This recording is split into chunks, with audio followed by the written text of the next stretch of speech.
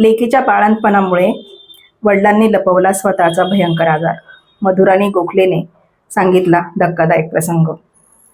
छोट्या पडद्यावर आपल्या सहज सुंदर अभिनयाने प्रेक्षकांच्या मनात कायमस्वरूपी स्थान निर्माण करणारी सुप्रसिद्ध अभिनेत्री मधुराणी गोखले प्रभुलकर सध्या तिच्या एका नवीन प्रोजेक्टमुळे चांगली चर्चेत आली आहे.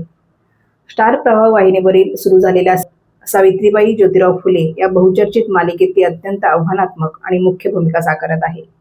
याआधी तिने आई कुठे काय करते या सुपरहिट मालिकेत अरुंधती देशमुख हे अत्यंत गाजलेलं आणि लोकप्रिय पात्र रंगवलं होतं. एका सर्वसामान्य कुटुंबातून यशाचं शिखर गाठलेल्या मधुराणीने एका मुलाखतीत आपल्या खासगी आयुष्यातील अत्यंत भावूक आणि आईवडिलांच्या अफाट धैर्याची साक्ष देणारा एक प्रसंग उलगडला. मधुराणीने तिच्या वडिलांच्या आजारपणाचा आणि संघर्षाचा काळ सविस्तरपणे सांगितला. ती म्हणाली की तिला आणि तिच्या सख्ख्या बहिणीला केवळ 4-5 महिन्यांच्या फरकाने बाळंतपण आलं होतं. त्यावेळी त्यांच्या आईने दोघींच्याही घरी जाऊन त्यांची आणि त्यांच्या बाळांची अगदी उत्तम प्रकारे काळजी घेतली होती. मात्र जेव्हा तिची आई स्वतःच्या घरी परतली तेव्हा त्यांच्या कुटुंबावर अचानक एक मोठं संकट कोसळलं. मधुराणीच्या वडिलांना कॅन्सरसारख्या भयंकर आजाराचं निदान झालं होतं.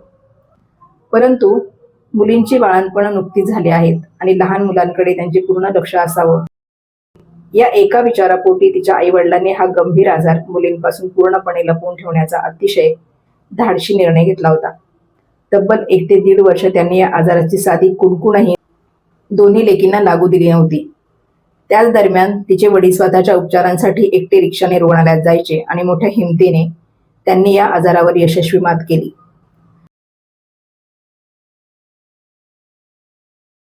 जेव्हा काही काळानंतर त्यांना तो कॅन्सर पुन्हा डिटेक्ट झाला तेव्हा दोन्ही मुलींची बाळे साधारण 3 वर्षाची झाली होती. त्यानंतर आईवडिलांनी त्यांना बोलावून या आजाराची सत्य परिस्थिती सांगितली. आपल्या मुलींनी लहान बाळांच्या संगोपनाच्या काळात आजारपणाचं टेन्शन घेऊन रडत बसू नये आणि बाळांचं बालपण हिरावलं जाऊ नये या काळजीतून आईवडिलांनी घेतलेला हा निर्णय आणि दाखवलेले धैर्य पाहून मधुराणीला आश्चर्य आणि तितकंच दुःख वाटलं. मालिकेमधील यशानंतर मधुराणी रुपेरी पडद्यावरही आपला जलवा दाखवण्यासाठी सज्ज झाली आहे. अक्षय तृतीयेच्या मुहूर्तावर तिच्या आगामी नवीन चित्रपटाची अधिकृत घोषणा करण्यात आली आहे. लवकरच कापूस कोंड्याची गोष्ट या आगामी चित्रपटामध्ये ज्येष्ठ अभिनेते सचिन पिळगावकर यांच्यासोबत प्रमुख भूमिकेत स्क्रीन शेअर करणार आहे. अत्यंत विशेष बाब म्हणजे तब्बल 22 वर्ष या प्रदीर्घ कालावधीनंतर ही जोडी पुन्हा एकदा पडद्यावर एकत्र काम करणार आहे. याआधी या दोघांनी नवरा माझा नवसाचा या प्रचंड गाजलेल्या चित्रपटात एकत्र काम करून प्रेक्षकांची मने जिंकली होती. आई वडील आपल्या लेकीच्या सुखासाठी स्वतःचं किती मोठं दुःख हसत हसत पचवू शकतात याचं हे अत्यंत जिवंत उदाहरण. मधुराणीने सांगितलेला हा प्रसंग प्रत्येक कुटुंबाला भावूक करणारा असून तो आई वडिलांच्या निस्वार्थ त्यागाची आणि त्यांच्या दूरदृष्टीची खऱ्या अर्थाने जाणीव करून देणारा आहे. मधुराणी प्रभुलकरच्या पती आणि मुलीबद्दल सर्वांनाच ठाऊक आहे.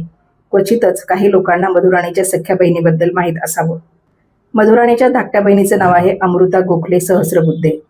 मधुराणीने अमृतासोबतचा फोटो शेअर करत लिहिलं होतं की एक अद्भुत बहिणीला, काळजीवाहू आईला, उत्कृष्ट गायिका आणि सर्वात महत्त्वाचं म्हणजे एक सशक्त स्त्रीला वाढदिवसाच्या शुभेच्छा.